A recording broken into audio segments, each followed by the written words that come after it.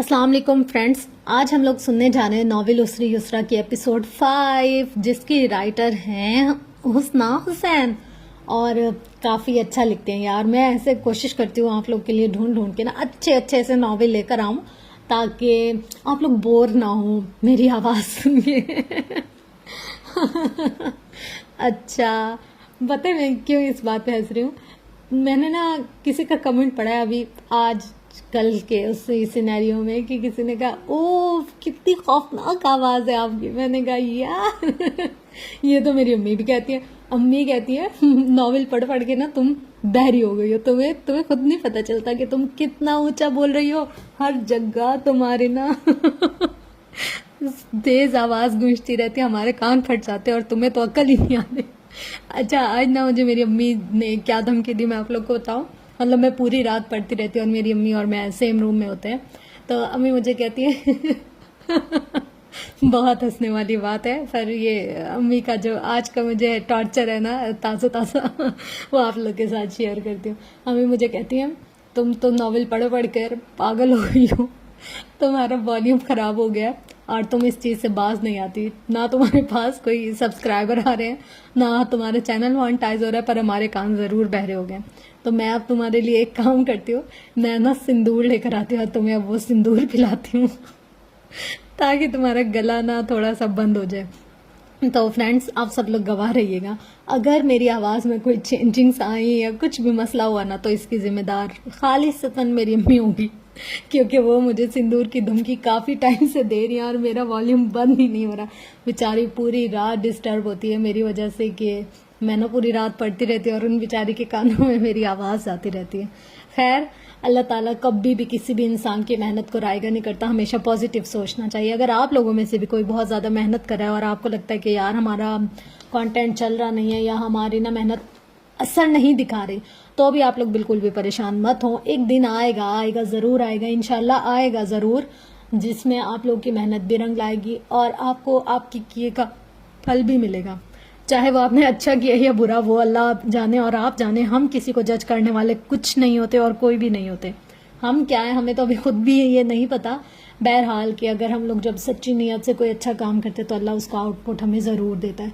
मुझे यकीन है अपने अल्लाह पर, आज नहीं तो कल, कल नहीं तो परसों, परसों नहीं तो 1 महीने बाद मेरा चैनल ज़रूर मोनेटाइज होगा, चाहे जब भी होगा ज़रूर, क्योंकि मेरी इसमें नीयत जो है वो आप सब लोगों के तक एक अच्छी बात पहुंचाना है। तो अल्लाह मुझे इसमें कामयाबी दे और आप सब लोग को तौफीक दे आप लोग मेरा चैनल सुने और इसको सब्सक्राइब करें और अपने अच्छे अच्छे पॉजिटिव कमेंट्स दें, क्योंकि मैं ऑलरेडी इतने दुखी दिल वाली हूँ।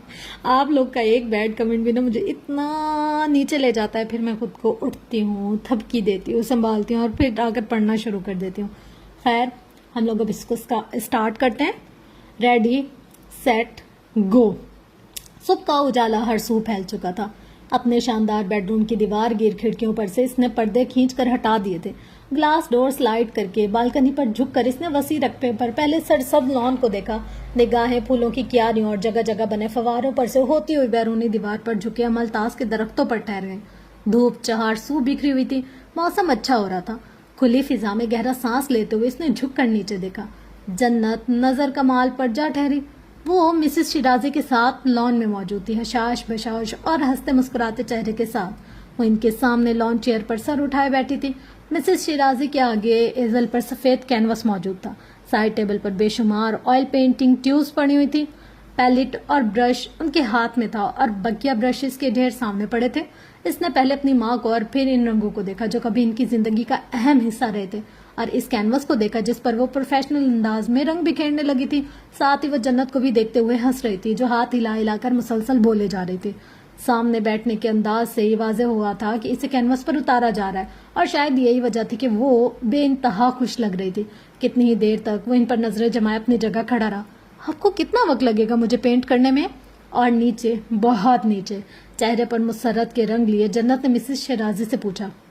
इस हाथ के साथ तो मैं कुछ नहीं कर सकती। उन्होंने सफेद सुर्ख रंग को पैलेट पर महारत से मिक्स करते हुए जवाब दिया। क्या ऐसा नहीं हो सकता कि मैं हर 5 मिनट के बाद उठकर देख लिया करूं कि आपने कितना बना लिया? नहीं, ऐसा नहीं हो सकता, मिसेस शिराजी ने मना कर दिया।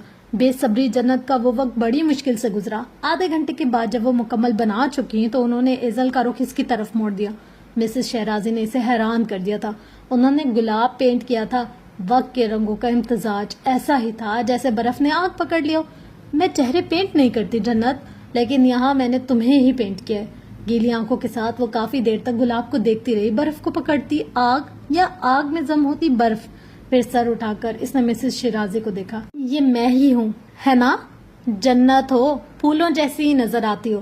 انہوں نے محبت پاش نظروں سے اسے دیکھا. میرے نانا میرا نام وردہ یعنی گلاب کا پھول رکھنا چاہتے تھے. کچھ یاد کر کے وہ انہیں بتانے لگی. کیونکہ میری پیدائش سے چند روز پہلے انہوں نے خواب دیکھا تھا کہ ایک سرسبز باغ ہے جس میں بے شمار پھول ہیں اور 2 پرندے ہیں جن میں ایک ان کی جھولی میں آ کر گرتا ہے. اس نے رک کر کچھ سوچا. نانا کا ایک دوست تھا جس نے انہیں جنت نام بتایا تھا، اور تب نانا کو لگا کہ جنت میں جیسے ہر طرح کے پھول سما جاتے ہیں. انہیں یہ نام میرے لیے بہت اچھا لگا اور انہوں نے میرا نام جنت رکھ دیا. مسز شیرازی مسکراتے ہوئے اسے خاموشی سے تکتی رہی. اب آپ اور کیا پینٹ کریں گی؟ اس نے پوچھا. شاید اسے. انہوں نے جنت کے عقب میں آنکھوں سے اشارہ کیا. اس نے مڑ کر پیچھے دیکھا. فارس وجدان فون پر بات کرتے ہوئے پورچ کی طرف جا رہا تھا. وہ سیدھی ہو بیٹھی. فارس کو ذہن میں رکھ کر مسز شیرازی نے کیا پینٹ کیا یا کیا پینٹ کریں گی؟ وہ سوچ میں پڑ گئی.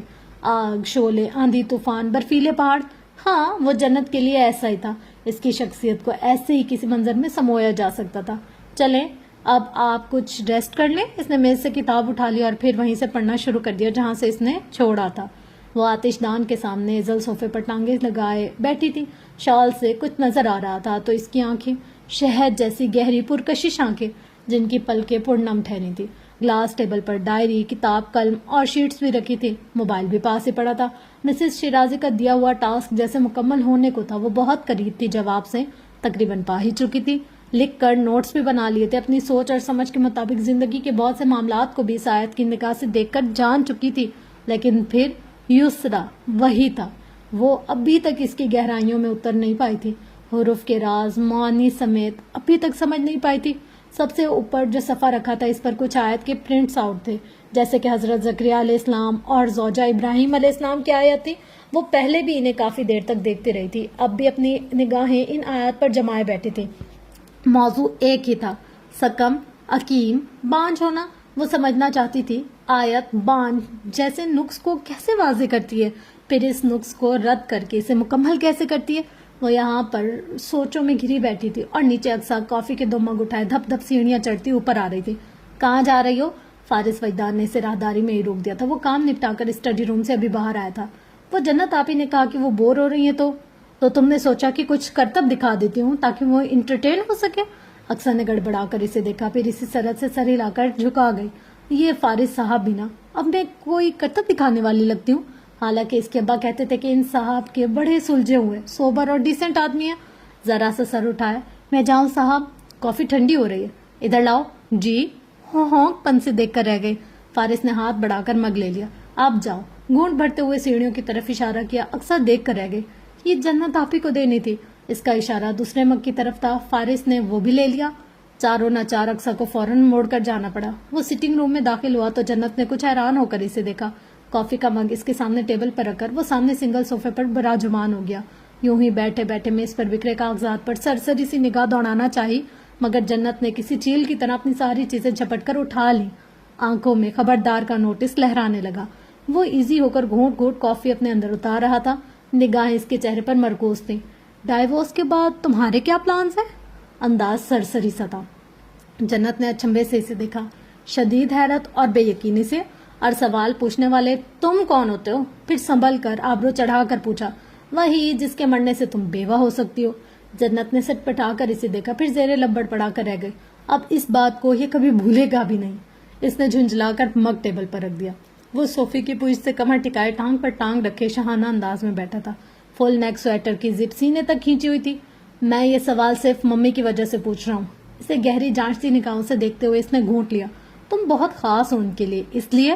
ہاں ان کے لیے ہوں، تمہارے لیے تو نہیں. سو تم اس طرح کا سوال پوچھنے کا کوئی حق نہیں رکھتے. تمہارے لیے بس یہی بات اہم ہونی چاہیے کہ تم نے مجھے کھائی سے دھکا دیا. اب نیچے گرتے ہوئے میں پتھروں سے ٹکرا کر مرتی ہوں یا نہر میں ڈوب کر یا پھر زندہ بچ جاتے ہوں. It is none of your concerns. Is it my concern? وہ بے حد سنجیدہ تھا. اگر تم زندہ بچ گئی تو जन्नत इसे देख कर रह गई।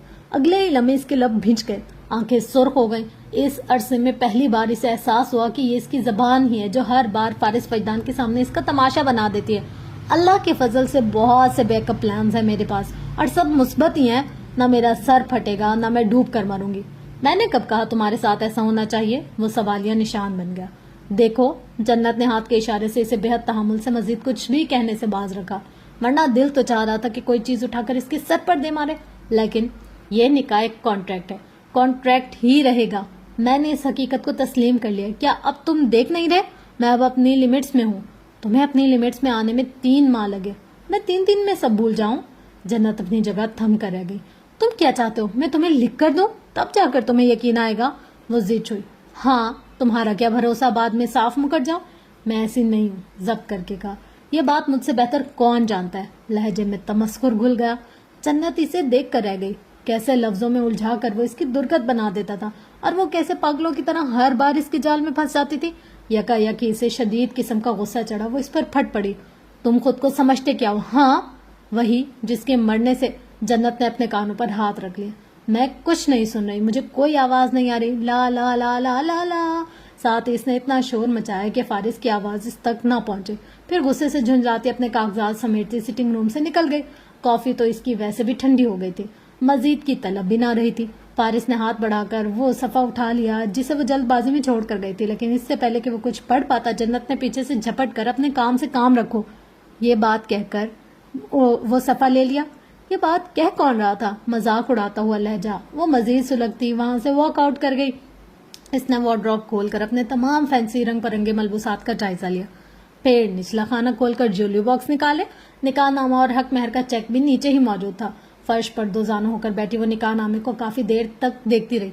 फिर इसने एक एक करके वो ज्वेलरी बॉक्सेस निकाले जो मिसेस शिराजी ने इसे दिए थे।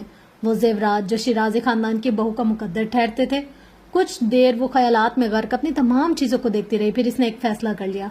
फारिस वजदान के सामने अपनी हालिया पोजीशन, अपने हालिया मकासद वाजे कर लेने का फैसला। एक बात तो तय थी, अब इनके माबैन कुछ भी ठीक नहीं हो सकता था। ना वो इसे अपनाने को तैयार था और ना ही जन्नत कमाल अब ऐसा कुछ चाहती थी। वो जान गई थी इसका घर कभी नहीं बसेगा। तलाक हर बार मुकद्दर ठहरेगी। बददुआएं तीर की तरह थी, ठीक निशाने पर ही आकर लगी थी और इसे अच्छी तरह से अंदाजा हो चुका था कि इस जैसी लड़की किसी घर की जीनत, किसी मर्द की इज्जत नहीं बन सकती। वो एक मजबूरी थी। बुरहान ने भी इसके साथ इसी तरह का रवैया रखा था। फारिस भी अब यही कर रहा था। ऐसे में मौजूदा सूरत हाल से समझौता जरूर किया जा सकता था, मगर वो खुद को एक बार फिर हालात की धारे पर नहीं छोड़ना चाहती थी। एक फैसला वो खुद भी करना चाहती थी, एक रास्ता वो अपने लिए भी रखना चाहती थी। स्टडी रूम के दरवाजे पर मध्यम दस्तक देकर इसने दरवाजा खोल दिया। लैपटॉप के बोर्ड पर मुतहरिक फारिस की उंगलियां एकदम साकित हुई थी। बेसाख्ता सर उठाकर इसने दरवाजे की तरफ देखा, ये जानने के लिए कि इस वक्त कौन मुखल हुआ है। लेकिन अगले ही लम्हे जन्नत कमाल पर नजर पड़ते ही वो रुक सा गया। वो किसी मुलाजिम की आमद की तवक्का जरूर कर रहा था, मगर जन्नत की नहीं। आंखों में खफ की रगे तनी हुई, लब भींचे हुए, सर उठा हुआ लैपटॉप बंद करते हुए फारिस ने बड़ी फुर्सत से इसका अंदाज मुलाहिजा फरमाया था। इसके हाथों में कुछ ज्वेलरी बॉक्सेस थे जो इसने ऑफिस टेबल पर रख दिए थे। फारिस ने एक नजर इन बॉक्सेस को देखा, फिर इसे लब बहम पैवस थे। आंखों में सवाल था, ये क्या है? ये किस लिए? आंटी ने मुझे निकाह पर ज्वेलरी दी थी। इसने सारे ज्वेलरी बॉक्सेस खोलकर सोने के जेवरात इसे दिखाए और ये हक महर। इसने 10 लाख का चेक इसके सामने रख दिया। बंद मुट्ठी पर थोड़ी जमा है। वो अब भी बेतासुर निगाहों से इसे देख रहा था। मुझे क्यों दे रही हो? रखूं भी तो किस लिए? इसने उल्टा सवाल किया। ये ना हो बाद में तुम हिसाब किताब के लिए सारा खाला के पास पहुंच जाओ, इसलिए सारे मामलात अभी से क्लियर कर रही हूँ। गोया इसे अपने कागजी शौहर से अच्छाई की कोई उम्मीद नहीं थी। हक महर के 5 लाख मेरे बनते हैं, लेकिन मैं तुम्हें पूरे 10 लाख वापस कर रही हूँ। अब ये मैं इसलिए नहीं कर रही कि तुम्हारी नजर में कोई देवी शेवी बन सकूं। भाई जब शादी हुई ही नहीं है तो वजाहत देना चाह रही थी और ये वजाहत उल्टा इसके गले पड़ गई।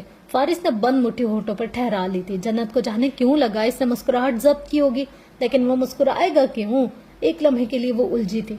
अब इंसान अपनी फतह पर नहीं मुस्कुराएगा तो क्या रोएगा? दिमाग ने टोका।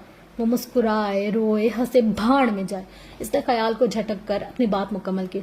अगर हमारी वाकई में शादी हुई होती और हमने इस रिश्ते को निभाया भी होता तो मैं हरगिज माफ ना करती, लेकिन अब सिचुएशन कुछ और है, इसलिए मुझे यही मुनासिब लग रहा है कि इसके अलावा जो तुम हर माह मेरे बैंक अकाउंट पे ना नफके के तौर पर रकम ट्रांसफर कर देते हो, वो मैंने इन 3 माह में एक बार भी इस्तेमाल नहीं की है। ये ना हो कि बाद में तुम कहते फिरो कि तुम्हारे लाखों रुपए ले उड़ी। ایک لمحے کے توقف کے بعد اس نے فارس کو دیکھا. اس کی ذہین آنکھوں کے تاثرات سے وہ کچھ نروس سی ہوئی. وہ اس پر نگاہیں جمائے بیٹھا تھا، خاموشی اور یکسوئی سے سن بھی رہا تھا. ایسا بھی ہونا تھا. خیر، اس نے اس لٹ کو کان کے پیچھے اڑسا تھا جو اس کے گال پر پھسل رہی تھی. مجھے طلاق فوری چاہیے ہوگی. تمہیں ابھی سے ڈاکومنٹس کا انتظام کر لینا چاہیے تاکہ مناسب وقت پر بنا کسی تاخیر کے سائن کر کے ایک دوسرے سے جان خلاصی کی جا سکے. لیکن اگر کچھ وجوہات کے بنا پر مجھے قبل از وقت یہ گھر چھوڑنا پڑ جاتا ہے اور اس دوران میرا تم سے فی الفور رابطہ بھی ممکن نہیں ہو پاتا تو میں 1 ماہ تک کی مدت کو ذہن میں رکھوں گی اور اس کے بعد سمجھ جاؤں گی کہ مجھے طلاق ہو چکی ہے. سو تمہیں اس بات کا خیال رکھنا ہوگا کہ مجھے اس 1 ماہ کے اندر اندر طلاق ہو جانی چاہیے. ایک لمحے کو رک کر اس نے یہاں وہاں نگاہ دوڑاتے ہوئے کچھ سوچا کہ کہیں کچھ رہ تو نہیں گیا. لمبی چوڑی تمہید باندھ کر اور اس طرح جولی اور حق مہر کی رقم واپس کر کے تم کیا ثابت کرنا چاہ رہی ہو کہ تمہارے لیے پیسے اہم نہیں ہیں؟ Really you want me to believe it this ربش؟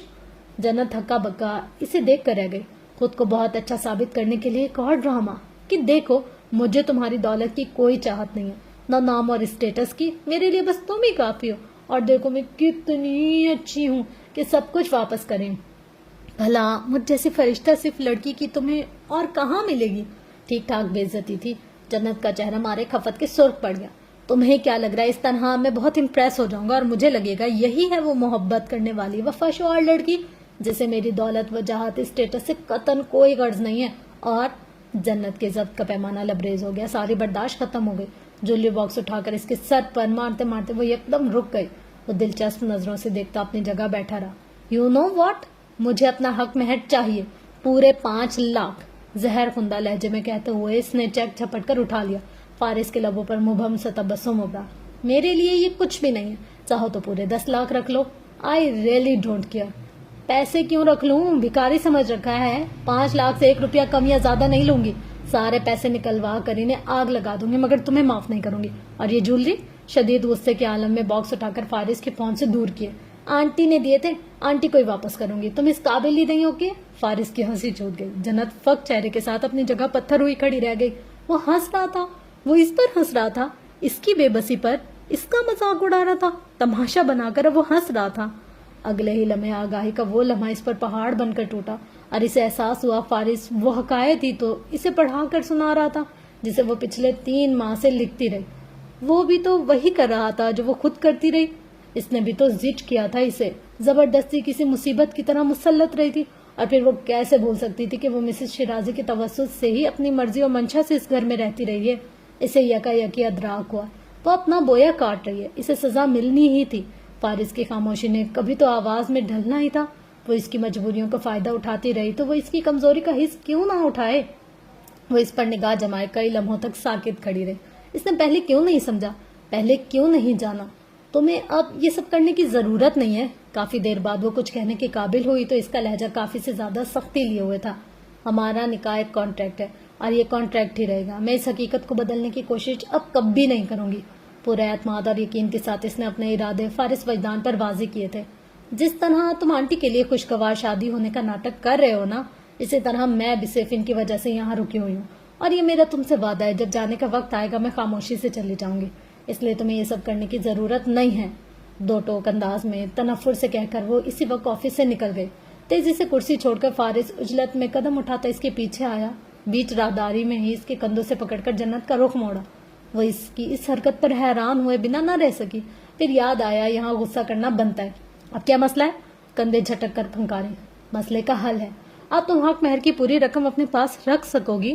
چھناکے سے جنت کے اندر کچھ ٹوٹا، کرچی آنکھوں میں سما گئی. مگر کانٹریکٹ کی حقیقت کبھی نہیں بدلے گی، وہ کہہ کر جا چکا تھا. اور جنت کمال جویلری باکس اور حق مہر کی رقم اپنے لیے جگہ کھڑی رہی. اوائل جنوری کی دھند آلودہ شب تھی. ہر طرف سناٹوں کا راج تھا. وہ سٹنگ روم میں فلور کشن پر ٹانگے سمیٹے خاموش بیٹھی تھی. اطراف میں زرکاش روشنی کا ہلکا سا تاثر پھیلا ہوا تھا. سامنے گلاس وال پر ابھرتی اس کی شب ادھوری تھی. آدھا چہرہ عیاں تھا تو آدھا تاریکی سے الجھا ہوا تھا. اس نے ضلالت کے کئی روپ دیکھے تھے مگر یہ نہیں دیکھا تھا. لہجوں کے کئی نشتر سہے تھے مگر یہ نہیں سہا تھا. دھتکار تو ویسے بھی اس کا مقدر تھی مگر عزت نفس پر چوٹ سب سے بھاری تھی. ماں کی بد دعاؤں میں ایک بد دعا موت کی بھی تو تھی. یہ واحد دعا ان کی جو پوری نہ ہو سکی. باقی بربادی کا ہر چہرہ اس نے دیکھ لیا تھا. ہر اذیت چکھ لی تھی. ہر دھتکار سہ لی تھی، بس یہ موت ہی رہ گئی تھی، بس یہی۔ سر جھکائے وہ نم آنکھوں سے اپنی خالی ہتھیلیوں کو دیکھنے لگی، نگاہیں لکیروں سے الجھی تھی۔ نصیب تلخی سے مسکرایا تھا۔ زندگی کتنے ہی مشکل ادوانوں سے کیوں نہ گزار رہی ہو، دعا کسی بھی صورت کسی بھی حال میں نہیں چھوڑنی چاہیے۔ مسز شیرازی نے آج صبح سے نصیحت کی تھی۔ میری دعائیں قبولیت میں بہت وقت لیتی ہیں، وہ کہے بنا نہ رہ سکی۔ جو تاخیر رب کی طرف سے ہو وہ ہمیشہ خیر لاتی ہے۔ مسز شیرازی کہہ کر مصروف ہو گئی تھی، مگر وہ کتنی ہی دیر تک اپنی جگہ بیٹھی رہی۔ ہر تاخیر میں ایک خیر، اس نے خود کو کچھ سمجھانا چاہا۔ کچھ محرومیاں عطا کا ایک روپ ہوتی ہے، جنت اللہ کی کن کی منتظر، اپنا روپ بدلنے کی ہر لمحہ مستعد۔ اصل امتحان تو اس مدت کا ہے جو اس محرومی میں گزاری جاتی ہے۔ گلاس وال پر اس کی دھندلی ادھوری شبیہ اب کچھ واضح ہوئی تھی۔ اس دوران ہمارے صبر کو جانچا جاتا ہے، ہمارے شکر کو پرکھا جاتا ہے، پھر ایمان کے درجے متعین ہوتے ہیں۔ اس نے آنکھیں رگڑ کر صاف کی۔ مانگتی رہو اور دیکھتی جاؤ اللہ کی مرضی سے تمہاری جھولی میں کیا گرتا ہے۔ جو گرے اسے بخوشی اپنا لو، خواہ وہ نقطے جتنی خوشی یا ذرے جتنی برکت ہی کیوں نہ ہو۔ مثبت سوچ نے جڑ پکڑی، آنسو پلکوں پر ٹھہر گئے، اندر کا شور تھم سا گیا۔ اپنے بالوں کو سمیٹ کر جوڑا بناتی وہ اٹھ کر کمرے میں آ گئی۔ گھڑی رات کے 10 بجا رہی تھی۔ فارس ابھی تک نہیں آیا تھا۔ صوفے پر نیم دراز ہو کر فلور لیمپ کی روشنی میں میگزین کی ورق گردانی کرتے ہوئے اس کی آنکھ لگ گئی۔ نیند کی گہری وادیوں میں اترتے اسے کسی خواب کسی خیال کی طرح یاد تھا تو بس یہی کہ میگزین ہٹا کر ایک طرف رکھتے ہوئے کسی نے اسے لحاف اڑایا تھا۔ پارک میں اقصیٰ کے ہمراہ ٹہلتے ہوئے اس کی نظر سیاہ ٹریک سوٹ میں ملبوس شخص پر پڑی تو وہ چونک کر وہیں رک گئی۔ اس کی گردن کے مفلر اچھی طرح سے ہونٹوں تک لپٹا ہوا تھا، جس کی وجہ سے آدھا چہرہ مکمل پوشیدہ تھا۔ اقصیٰ کا بازو پکڑ کر فوراً رخ بدلتی وہ عجلت میں مخالف سمت قدم اٹھانے لگی۔ کیا ہوا؟ اقصیٰ اپنی مالکن کے بدلتے تاثرات سے پریشان ہو جاتی تھی۔ یہ جو ہمارے پیچھے آ رہا ہے یہ فارس ہی ہے نا؟ اس نے اقصیٰ سے تصدیق چاہی۔ اقصیٰ نے پوری گردن موڑ کر پیچھے دیکھا، پھر زور شور سے سر ہلایا۔ جی جی، یہ اپنے فارس صاحب ہی ہیں۔ جنت کے لب بھینچ گئے۔ دیکھو اقصیٰ، پاس پاس رہنا۔ اقصیٰ سمجھ نہ سکی مالکن نے ایسا کیوں کہا، لیکن کچھ ہی دیر بعد جب پیچھے بار بار مڑ کر دیکھنے پر فارس وجدان نے اسے ادھر ادھر ہو جانے کا اشارہ دیا تو وہ بیچاری کنفیوز ہو گئے۔ سمجھ میں نہیں آیا کہ کس کی مانے، فارس کی یا پھر جنت کی، مگر اس کی کالج کی فیس تو صاحب ہی دیتے تھے۔ اپنی مصلحتوں کو مد نظر رکھتے ہوئے وہ اپنی رفتار مدھم کرتی واقعی میں ادھر ادھر ہو گئے۔ جنت کو اس کی غیر موجودگی کا احساس اس وقت ہوا جب فارس تیز تیز قدم اٹھاتا اس کے برابر میں چلنے لگا۔ زیر لب بڑبڑاتے ہوئے اس نے اپنی رفتار بڑھا لی، مگر وہ اس سے پھر بھی آگے نہ نکل سکی۔ دونوں برابر تھے۔ جنت کے قدموں میں عجلت نمایاں تھی، جبکہ فارس کا انداز سکون لیے ہوئے تھا۔ پھر اس نے بھاگنا شروع کر دیا۔ وہ تب بھی ایک لمحے کے لیے نہ آگے نکلا نہ پیچھے ہوا۔ جنت نے دور تک جاگنگ ٹریک کو دیکھا، پھر تھک ہار کر پھولے تنفس کے ساتھ رک گئی۔ گھٹنوں پر ہاتھ رکھے جھک کر سانسیں ہموار کرنے لگی۔ وہ بھی رک گیا۔ اگلے چند لمحے خاموشی کی نظر ہوئے۔ 15 جنوری کی ٹکٹ کنفرم ہوئی ہے۔ ہونٹوں پر سے مفلر ہٹا کر گردن پر ٹھہراتے ہوئے اس نے سنجیدگی سے کہا۔ جنت نے سر اٹھا کر اسے دیکھا۔ ٹھیک ہے، بھلے سے اس کی جنت کی ٹکٹ کنفرم ہو یا جہنم کی، وہ اسے کیوں بتا رہا تھا؟ آنکھوں میں نہ سمجھی کا تاثر لیے سوال ٹھہر گیا۔ تو میرے ساتھ لندن جا رہی ہو؟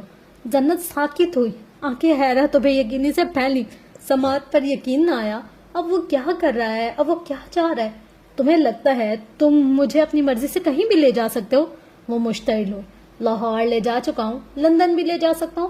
اس کا لہجہ نارمل تھا، جیسے غیر ضروری گفتگو میں وہ یوں ہی حصہ لے رہی ہوں۔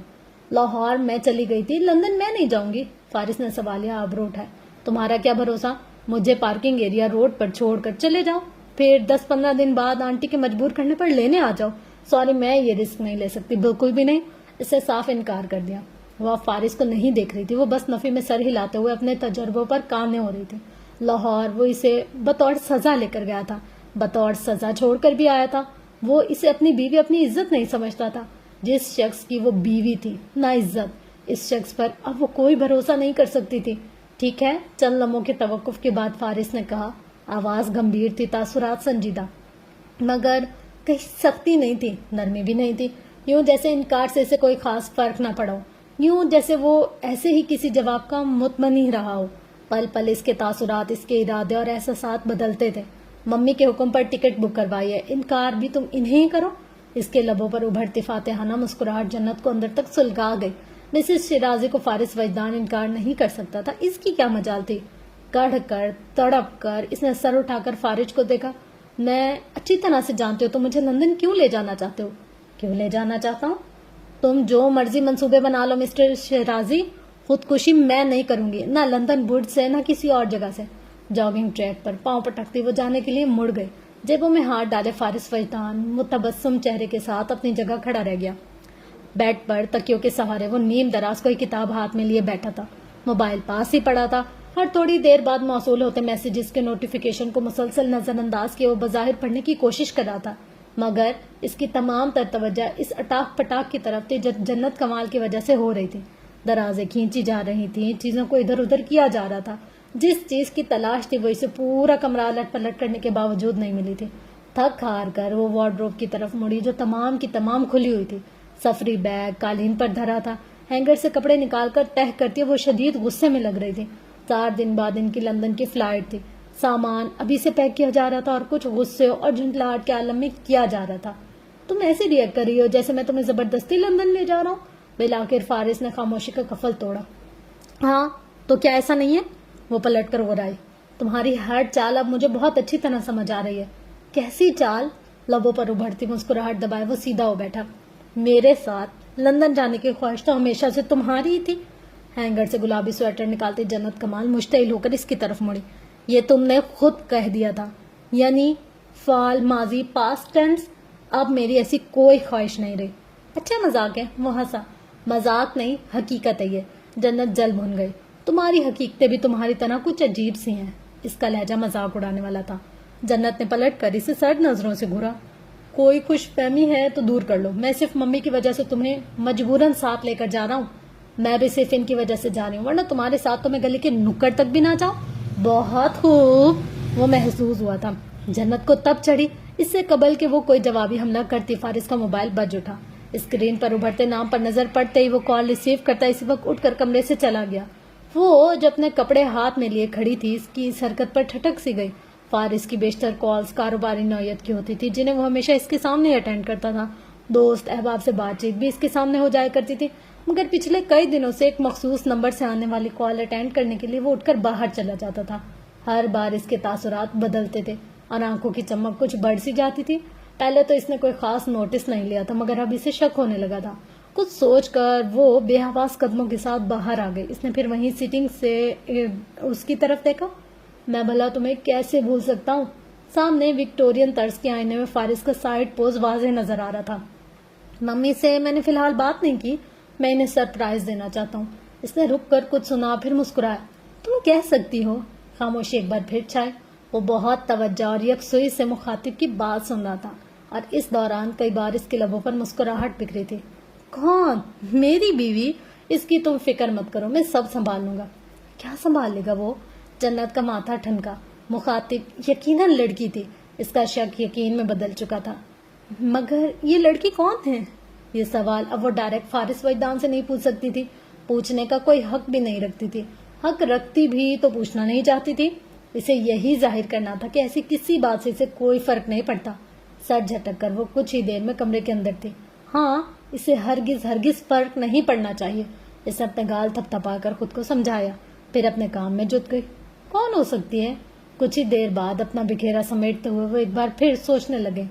आप बहुत प्यारी हैं। किचन में दाखिल होते ही ये पहला जुमला था जो फारिस वजदान की समाज से टकराया था। स्टूल खींच कर बैठते हुए इसने गपोलों से इस सेहतमंद बच्चे को देखा जो काउंटर के दूसरे कोने में अपने कपड़ों में बामुश्किल समाया हुआ था। खुली डली शर्ट लार्ज साइज की थी और तब भी इसे तंग हो रही थी। फारिस को बहुत गौर करने और जहन पर जोर देने के बाद याद आया वो मिसेस यजदानी का नवासा था। मिसेस यजदानी वही जवान जो इनके पड़ोस में रहती थी और जो जानवरों से मोहब्बत के मामले में काफी मशहूर भी थी। ये इसलिए कि आप खुद बहुत प्यारे हो। फारिस की आमद से कतई बेखबर वो ट्रे में केक, पेस्ट्री और जाने क्या क्या सजाने में लगी हुई थी। क्या क्या आप मुझसे शादी करेंगी? अपनी नन्ही सी सुर्ख कार को टेबल पर यहाँ वहाँ दौड़ाते बच्चे ने जरा सा झिझकते हुए जन्नत से पूछा। शी इज मैरिड, जवाब फारिस ने दिया। ग्लास में स्ट्रॉबेरी जूस उंडेलते जन्नत के हाथों की हरकत लम्हे भर के लिए थमी। ये कब आया? बच्चे ने गर्दन मोड़कर एक नजर फारिस वजदान को ऐसे देखा जैसे इसकी ये मुदाखलत इसे हरगिज हरगिज पसंद ना आई हो। सो व्हाट, वो अपने हस्बैंड को छोड़ भी तो सकती है। इससे लाजवाब करके इसने अपनी पेशानी पर बिखरे बालों को दोनों हाथों की मदद से पीछे हटाया। आर यू मैरिड जन्नत जानी? कुछ सोच कर इसने जन्नत से पूछा। जन्नत जानी? फारिस ने अचंभे से इसे दोबारा देखा। No I am single. लवाजमात सजाई ट्रे अपने नन्हे मेहमान के सामने रखती जन्नत ने सुनाया किसी और को। बच्चे ने फारिस को यूं देखा जैसे कह रहा हो, देखा, she is mine, she will be mine. Faris ने रुख बदलकर ऑरेंज जूस का ग्लास लबों से लगाया। ये जन्नत सिंगल कब से हुई? तो फिर मैं अपनी मम्मी को कब लाऊं? एक बार फिर हमारी बात तय हो जाए तो। Is he serious? फारिस से रहा ना गया। मुश्किल से 7 साल का होगा, आगे के 2 दांत भी मौसूफ के गायब थे। तुम्हें क्या मसला है? मुझे 7 साल का बच्चा प्रपोज करे या 70 साल का बूढ़ा? जन्नत को पतंगे लग गए। आई एम नॉट अ बच्चा। बच्चे को पहली बार अपनी होने वाले मंगेतर से इख्तलाफ हुआ। देखा, वो खुद मान रहा है वो बच्चा नहीं है। तुम्हें क्या मसला है? अब तो जन्नत को भी फारिस की मुदाखलत पसंद नहीं आ रही थी। फारिस महज कंधे उचकाकर रह गया। ये भला इससे क्या मसला हो सकता है? मैं बड़ा होकर पायलट बनूंगा, मैं आपको पूरी दुनिया की सैर भी कराऊंगा, हम दोनों इकट्ठे डिज्नीलैंड भी जाएंगे। वो जन्नत को अपने फ्यूचर प्लान से आगाह करने लगा। जब तक तुम जहाज उड़ाने के काबिल होगे तब तक ये 50 बरस की एक आंटी में बदल चुकी होगी। जन्नत ने जलकर फारिस को देखा। As doesn't matter, love matters. What ever. इसने खाली ग्लास काउंटर टेबल पर रखा। जैद हनी, आपका जब दिल चाहे आप अपनी मम्मी को ले आओ। बहुत मुस्कुराकर इसने बच्चे का गाल खींचा। सोजी को भी साथ ले आऊं? अब ये सोजी कौन है? फारिस ने एक बार फिर इनके दरमियान टांग अड़ाई थी। मेरी बिल्ली, शाह ने बेनियाजी से बताएगा। फारिस के तासुरात बदले। नहीं, सोजी को लाने की जरूरत नहीं है, मैं इससे मिलने आपके घर आ जाऊंगी। जन्नत ने टालना चाहा। सोजी बहुत स्ट्रांग है, इसके अंदर सुपर पावर्स है। वो मेरे दुश्मनों को जब देखती है तो वो इसी वक्त गिर जाते हैं।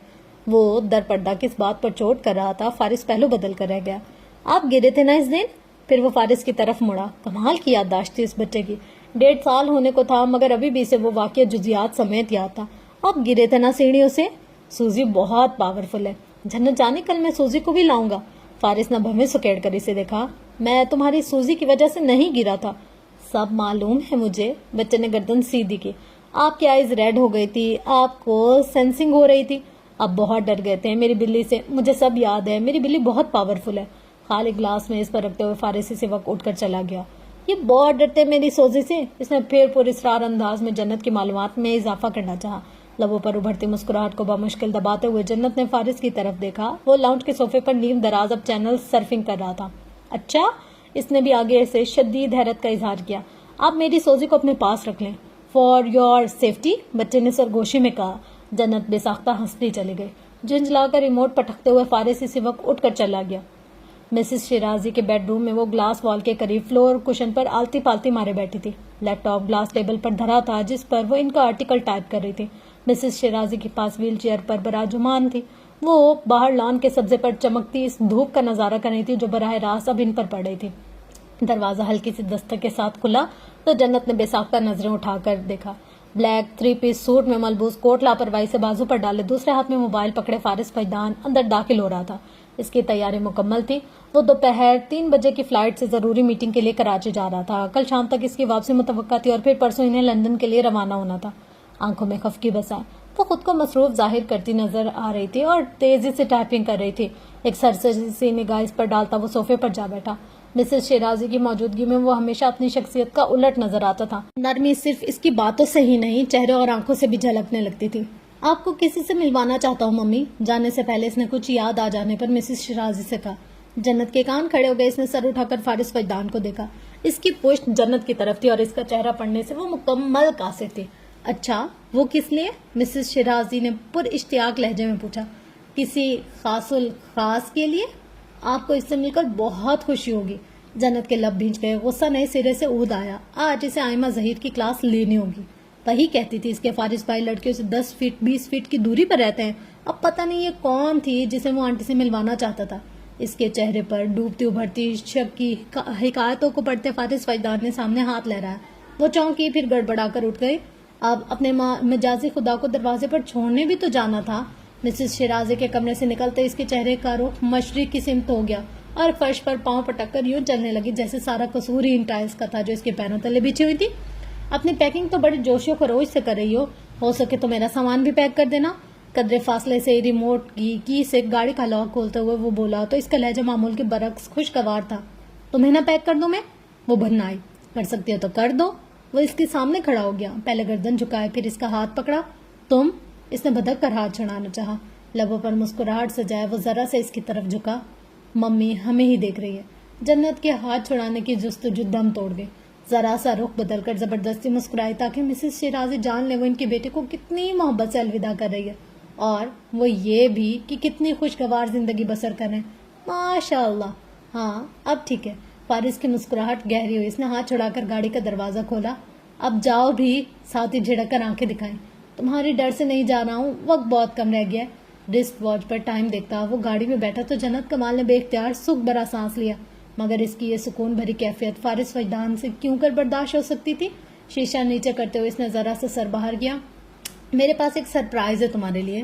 وہ پوچھنا چاہتی تھی کیسا سرپرائز، یا سرپرائز کی آڑ میں چھپی کیسی سزا، کیسا بدلہ، کیسا انتقام. مگر لب بھینچے سینے پر بازو باندھے ٹک ٹکی سے اسے چپ چاپ دیکھتی رہی. کراچی سے جب واپس آؤں گا تب. انگیشن میں چابی گھماتے ہوئے اس نے گاڑی سٹارٹ کی. جنت 2 قدم پیچھے ہٹ گئی. آنکھوں پر سیاہ گلاسز. وہ گاڑی ریورس کرنے لگا. چوکیدار نے گیٹ کھول دیے. اب وہ سیاہ گاڑی کو آہنگی گیٹ سے باہر نکلتا دیکھ رہی تھی. سرپرائز. جانے کیوں اس کا دل کسی ناگہانی احساس کے تحت دھڑک اٹھا تھا. مسز یزدانی نے اپنے پوتے کی سالگرہ پر انوائٹ کیا تھا. فارس کراچی گیا ہوا تھا. آئمہ مری گھوم رہی تھی اور وہ اکیلے نہ پہلے کوئی فنکشن اٹینڈ کر سکتی تھی نہ آپ کرنا چاہتی تھی. دل بوجھل اداس سا تھا، لیکن مسز شیرازی چاہتی تھی وہ ضرور جائے. وہ بہت پیار سے بلا رہی ہیں جنت. وہ آج کل اس کی ضرورت سے زیادہ خاموشی کو حد سے زیادہ محسوس کر رہی تھی. میرا دل نہیں چاہ رہا. سر جھکا کر وہ ایک بار پھر ٹائپنگ کرنے لگی. مسز شیرازی نے اسے بغور دیکھا. گزشتہ کئی دنوں سے وہ ایسی ہی تھی، اداس، خاموش، پریشان. وہ کیا سوچیں گی؟ میں کہہ دوں گی فارس کراچی گیا ہوا تھا اس لیے نہیں آ سکتی. کھٹ کھٹ کی بورڈ پر اس کی انگلیاں تیزی سے متحرک تھی. مسز یزدانی کا یہ انویٹیشن خاص تمہارے لیے جنت. فارس تو ایسے فنکشنز اور گیدرنگ بہت ہی کم اٹینڈ کرتا ہے. اسے سر اٹھا کر انہیں دیکھا. آپ حکم دے رہی ہیں؟ یہی سمجھ لو. کتنے دن ہو گئے ہیں میں نے تمہیں تیار ہوتے نہیں دیکھا. میک اپ جولی کچھ بھی نہیں. ذرا یاد کرو لاہور جانے سے پہلے تم کتنا تیار رہتی تھی، جیسے پھول کھلا رہتا ہے. بالکل ایسے ہی لگتی تھی تو مجھے. نم آنکھوں کے ساتھ وہ پھیکا سا مسکرا دی. چلو اٹھو شاباش، جا کر تیاری کرو. مسز یزدانی تمہیں اپنے ساتھ یا اپنے فارم ہاؤس لے کر جائیں گی. میں ان سے بات کر لیتی ہوں. Aunty please. جنت نو آرگیومنٹس. فریش ہو جا بیٹا. گہرا تنفس لے کر وہ اسی وقت اٹھ گئی. تیاری کرتے ہوئے اس کا ذہن مسلسل الجھا ہوا تھا. عجیب بے سکونی تھی جو وجود میں پھیلی ہوئی تھی. تیاری مکمل کرنے کے بعد اس نے سر درد کی گولیوں کی تلاش میں بیڈ سائڈ ٹیبل کی دراز کھینچی. اندر رکھی اشیاء کو الٹ پلٹ کرتے اس کے ہاتھ سے سیاہ مخملی ڈبیا ٹکرائی. وہ کچھ دیر تک کسی مجسمے کی طرح ساکت سی بیٹھی رہ گئی. پھر اس نے مخملی ڈبیا کھول کر دیکھی. نفیس سی ایمرل گولڈ ڈائمنڈ رنگ چمک رہی تھی. کچھ دیر تک وہ سانس روکے اس بیش قیمت تحفے کو دیکھتی رہی. پھر بھاری دل کے ساتھ اسے رکھ کر اٹھ گئی. جانے کیوں اس کی کیفیت عجیب سی ہو رہی تھی. ایک انجانا سا خوف اثر نو سر اٹھانے لگا. ہر طرح کے خیالات کو جھٹکتی وہ شال اچھی طرح سے اوڑھ کر کلچ سنبھالتی کمرے سے نکل گئی. مگر جو بے سکونی اس ڈبیا کو دیکھ کر اس کے وجود میں اتری تھی، اس سے باوجود کوشش کے بھی وہ پیچھا نہ چھڑا سکی. ریسٹ روم میں دیوار سائز آئینے کے سامنے رک کر اس نے اپنے سراپے کا سرنو جائزہ لیا. پھر کھلے بالوں کو سمیٹ کر ان کا جوڑا بنانے لگی. ہیل کی ٹک ٹک کے ساتھ ہی دیوار گیر آئینوں میں کسی کا عکس ابھرا. اس نے چونک کر بے ساختہ نگاہ اٹھائی. سیاہ رنگ کی باریک ساڑی میں ملبوس ایک نزاکت اور ادا سے سہج سہج کر قدم اٹھاتی وہ اس کے برابر میں آن کھڑی ہوئی تھی. سنہرے براؤن بال جوڑے میں مقید تھے. کچھ گنگریالی لٹیں دودھیا چہرے کے اطراف میں تھی. کاجل سے لبریز بڑی بڑی آنکھوں میں جنت کمال کو دیکھتے ہی تعجب ابھرا. سرخ لبوں پر ایک دل فریب سی مسکراہٹ سج گئی تھی. What a surprise. کچھ حیران ہو کر اس نے جنت کا سرتاپے جائزہ لیا. غالباً یہ ہماری تیسری ملاقات ہے اور ابھی تک ہمارا ٹھیک سے انٹروڈکشن ہوا ہی نہیں. ساڑی کا پلو ہاتھ میں پکڑے وہ ایک ادا سے مسکرائی. اس کی مسکراہٹ بھی عجیب تنزیہ سی ہوتی تھی. جنت نے سر جھٹک کر خاموشی سے رخ بدلا. کلچ میں چھوٹے سائز کی میک اپ کٹ رکھی تھی. آما کی تنبیہ اپنی جگہ، مگر اس لڑکی سے اسے کچھ اچھی وائبز نہیں آتی تھی. آئیم ادینہ زبیر. اپنا نام بتاتے ہوئے اس نے جنت کے تاثرات جانچے. جنت کسی ادینہ زبیر کو نہیں جانتی تھی. یہ اس کے چہرے پر صاف صاف لکھا تھا. فارس وجدان کی پہلی بیوی. جنت نے جھٹکا کھا کر اسے دیکھا. نقرئی کلچ ہاتھ سے چھوٹ کر فرش پر جا گرا. لائنر، لپ گلوز اور مسکارا یہاں وہاں بکھر گیا. You are surprised. وہ اس کے تاثرات سے کچھ حیران ہوتے ہوئے ہنس پڑی. غالباً شیرازی خاندان کے کسی فرد نے تمہیں ابھی تک فارس کی پہلی شادی کے بارے میں نہیں بتایا. فارس کی پہلی شادی؟ آنکھوں میں صدمہ لیے جنت اپنی جگہ ساکت کھڑی تھی. تو کیسی لائف گزر رہی ہے میرے ایکس ہسبینڈ کے ساتھ؟ ادینہ کی تنزیہ نگاہیں اس کے چہرے پر ٹھہر گئیں. کیا اس نے تمہیں بتایا نہیں وہ مجھ سے کتنی محبت کرتا ہے؟ علیحدگی کے بعد بھی وہ میرے لیے کتنا دیوانہ رہا ہے. میری ہی وجہ سے اس نے کتنی لڑکیاں ریجیکٹ کی ہیں, کتنے رشتوں سے انکار کیا ہے. جنت کا دماغ معاف ہوا تھا, حواس شل ہو گئے تھے. وہ یقیناً اور بے یقینی میں پتھرائی ہوئی نگاہوں سے ادینہ زبیر کو دیکھے جا رہی تھی. مسز لگاری کی بیٹی سمرا کے ساتھ تو اس کی بات تقریباً طے ہو چکی تھی, لیکن عین نکاح کے وقت اس نے انکار کر دیا. کین یو امیجن, عین نکاح کے وقت ایسی محبت ہے اس کی, بھولا نہیں ہے وہ مجھے, اور نہ ہی بھول سکتا ہے وہ کبھی. آج بھی اس کے دل میں آباد ہوں میں. میری جگہ نہ اس نے کبھی کسی کو دی اور نہ ہی وہ دے سکتا ہے. جنت کی آنکھوں میں نمی پھیل گئی, منظر دھندلا سا گیا. تو یہ وجہ تھی فارس وجدان کی نفرت, دھتکار اور بے پناہی کی, نکاح جیسے مقدس رشتے کو ایک متعین مدت تک قائم رکھنے کی. وہ آج بھی مجھے اپنانے کا منتظر ہے. انکار تو میری طرف سے, فیصلہ تو میں نہیں بدل رہی, لیکن سوچو جنت, اگر میں اسے ہاں کہہ دوں, ذرا سوچو تمہاری کیا حیثیت رہ جائے گی. وہ سوال نہیں, گویا پہاڑ تھا جو جنت کے سر پر ٹوٹا تھا. خود سے کیا گیا ہر عہد ایک لمحے میں فنا ہوا تھا. وہ جو اپنا گھر چھوڑنے کا فیصلہ بہت پہلے کر چکی تھی, اب گھر اجڑتا دیکھ کر سکتے میں آ گئی تھی. نائس ٹو میٹ یو جنت. ادینہ زبیر کے لبوں پر ایک فاتحانہ مسکراہٹ رقصہ تھی. امید ہے ہماری اگلی ملاقات وجدان ہاؤس میں بہت جلد ہوگی. وہ جا چکی تھی اور جنت کمال واش بیسن پر گرفت جمائے معاف ہوتے ذہن کے ساتھ بمشکل اپنے قدموں پر کھڑی تھی. میں آپ کو کسی سے ملوانا چاہتا ہوں ممی. بہت خاص الخاص ہے وہ, ایک سرپرائز ہے تمہارے لیے. اس نے سانس لینے کی کوشش کی مگر اسے سانس نہیں آ رہا تھا. سینے پر ہاتھ رکھے وہ نیچے بیٹھ گئی. فون کالز, خوشگوار رویہ, سائڈ ٹیبل سے برآمد ہونے والی رنگ کیس. کر سکتا ہوں, میں تو اب بھی ممی سے یہ کہہ سکتا ہوں, میری بیوی بانجھ ہے, میں دوسری شادی کرنا چاہتا ہوں. جنت کمال نے اذیت سے آنکھیں میچ لی. وہ بیڈ کی سائڈ کے ساتھ پشت ٹکائے فرش پر دو زانوں بیٹھی تھی. کمرے میں ملکت جیسی روشنی کا مدھم سا تاثر تھا جو اس کی آنکھوں کی ویرانی کو عیاں کر رہا تھا. رنگت زرد, لب باہم پیوست اور ایک ہی نقطے پر جمے براؤن سے ایک آگ تھی جس میں سب جل رہا تھا, خواب بھی, خواہشات بھی, امید بھی, یقین بھی.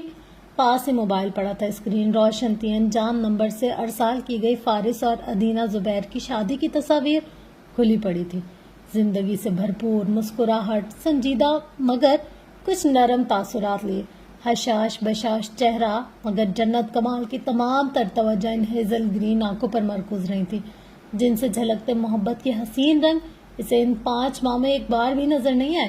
جنت کی سنگت میں تو جیسے وہ ادھورا تھا, مکمل تو وہ ادینہ زبیر کے ساتھ لگ رہا تھا. جوڑی بھی کمال کی تھی. پہلی نظر میں خیال آئے تو بس یہی کہ بنے ہی ایک دوسرے کے لیے. اگر میں اسے ہاں کہہ دوں, ذرا سوچو تمہاری کیا حیثیت رہ جائے گی. دل میں ایک ہوک سی اٹھی, آنکھیں مکمل طور پر نم ہو گئی. حیثیت. ذہن کے پردے پر لمحے بھر کے لیے ایک منظر ابھرا, پھر دوسرا, پھر تیسرا. آنکھوں میں ٹھہرے آنسو گالوں پر لڑک گئے. ماضی مستقبل میں ڈھلنے لگا, اذیت روپ بدلنے لگی, چہرے گڈ موڈ ہونے لگے. ماہین کی جگہ ادینہ آ گئی تھی. برہان کی جگہ فارس لے چکا تھا. وقت ایک بار پھر وہی حکایت لکھ رہا تھا جس کا آغاز بے شک مختلف مگر انجام اب بھی ایک سا تھا. حیثیت جتلا کر, عیب بتا کر, راستے جدا کر دینا. اس کے ساتھ ایک بار پھر وہی ہو رہا تھا. وہ ایک بار پھر اسی تکلیف سے گزرنے والی تھی, اس پر خار راستے پر چلنے والی تھی. کھیل اب بھی نصیب کا تھا. فرق صرف اتنا تھا کہ اب کی بار اسے کوئی خواب نہیں دکھایا گیا تھا, امید نہیں دلائی گئی تھی, نہ اعتبار جتایا گیا تھا, نہ محبت دکھائی گئی تھی. اب کی بار جذبات میں بناوٹ نہیں تھی, نہ انداز میں حلاوت تھی. اب کی بار وہ سچا کھرا انسان اپنی نفرتوں میں بہت خالص تھا, اپنے ارادوں کا پختہ, اپنے فیصلوں پر آج بھی قائم تھا. بھٹک تو وہ گئی تھی جو یہ سوچ بیٹھی تھی کہ سب ٹھیک ہو جائے گا. ٹھیک نہ بھی ہوا تو وہ سنبھل جائے گی. قسمت جس راستے کا انتخاب کرے گی وہ چل پڑے گی, جس منزل کا تعین کرے گی وہ اس تک پہنچ جائے گی. مگر وہ ساری ہمت, وہ پورا کا پورا حوصلہ, وہ امید سے بھرا یقین, اس کا عزم, اس کا فیصلہ, سب لمحے میں فنا ہوا تھا. وہ بکھر کر سمٹنے کے بجائے مزید ریزہ ریزہ ہونے لگی تھی. آخر وہ کیوں ہر بار خالی ہاتھ تہی دامہ رہ جاتی تھی, کیوں عدم ہو جایا کرتی تھی, کیوں نفی کر دی جاتی تھی. ممی کو بہو چاہیے تھی, وہ اپنی مرضی اور پسند سے تمہیں یہاں لے آئی ہیں. مجھے لائف پارٹنر چاہیے ہوتا تو میں کم از کم تمہارا انتخاب نہ کرتا. اندر کہیں آواز گونجی تھی, سرد, خشک, جلا کر بھسم کر دینے والی آواز. ایک سرپرائز ہے تمہارے لیے. وہ چہرہ ہاتھوں میں چھپائے پھوٹ پھوٹ کر رونے لگی. گھٹنوں پر سر رکھے روتے سسکتے اس نے اپنے گرد بازو باندھ دیے. وہ اپنے آپ کو اپنی گرفت میں لے کر جیسے سنبھالنے کی کوشش کر رہی تھی، مگر وہ سنبھل نہیں رہی تھی. اس کا دل رو رہا تھا، اس کی روح تڑپ رہی تھی. پازیٹیو سوچو بچے، نانا ٹہلتے ہوئے اکثر کہہ جاتے تھے.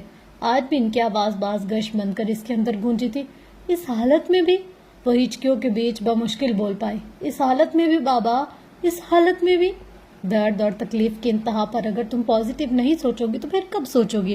وہ مسکرائے. اس نے آنسوں سے تر چہرہ اوپر اٹھایا. کمرے میں اس کے علاوہ اور کوئی نہیں تھا. روشنی میں یہ گمان رکھنا کہ راستہ مل جائے گا قدرے آسان ہے. وہ کھڑکی کے پاس کھڑے باہر دیکھ رہے تھے. اصل کمال تو اس کا ہوا جو آزمائش کی تاریکی میں سوچ پر قائم رہا. اس وقت جب کوئی راستہ تھا، نہ روشنی باقی رہی تھی. اب وہ اس کے سامنے پنجوں کے بل بیٹھے تھے. اس کا ہاتھ تھامے اس کے آنسو پوچھ رہے تھے اور وہ بے بسی سے روئے جا رہی تھی. وہ ہمت کر کے آج نانا سے کہہ دینا چاہتی تھی، جینے کی ہر خواہش ختم، اب بس موت مل جائے. ایک نئے امتحان میں پڑھنے سے پہلے، ایک نئی آزمائش کو جھیلنے سے پہلے وہ بس کسی طرح مٹ جائے. اب کی بار وہ خاک اور پھر خاک ہی رہے. اب کی بار جب اس کی موت ہو تو جگہ قبر ہی بنے. بس اب اور نہیں، اب مزید اور نہیں. باہر آسمان پر بادل پھیل رہے تھے، ہوائیں تیز ہو رہی تھی. اپنے گرد بازو باندھے وہ قالین پر سمٹ کر لیٹ گئی. وہ سونا چاہتی تھی، اپنے درد سے لا تعلق ہونا چاہتی تھی، مگر اندر کا شور ہمیشہ کی طرح خواہش پر بڑھ گیا تھا. بادلوں کی گھن گرج کے ساتھ اس کی آنکھ کھل گئی. گولیوں سے چھلنی وجود، خون سے سرخ ہوتی سفید شرٹ، چال میں لڑکھڑاہٹ، ویل چیئر پر براجمان آدھے زندہ آدھے بے جان وجود کے سامنے پنجوں کے بل جھکتا وہ. انہوں نے پلکیں جھپکائی. سیڑھیوں کی آہنی ریلنگ پر اب سہارا ہو چکی تھی. وہ بمشکل اپنے قدموں پر کھڑی تھی، بمشکل اپنا فوکس اس کے چہرے پر جمائے ہوئے تھی.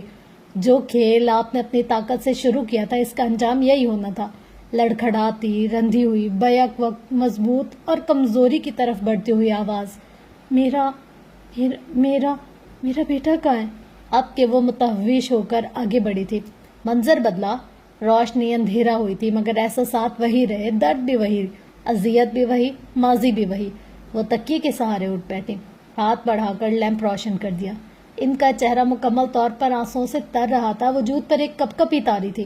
دیوار گرد کھڑکیوں کے پردے ڈوریوں میں بندھے ہوئے تھے. لان کی لائٹس کی زرد روشنیوں میں بارش شدت سے برستی نظر آ رہی تھی. اندر اور باہر کا موسم ایک ہو رہا تھا.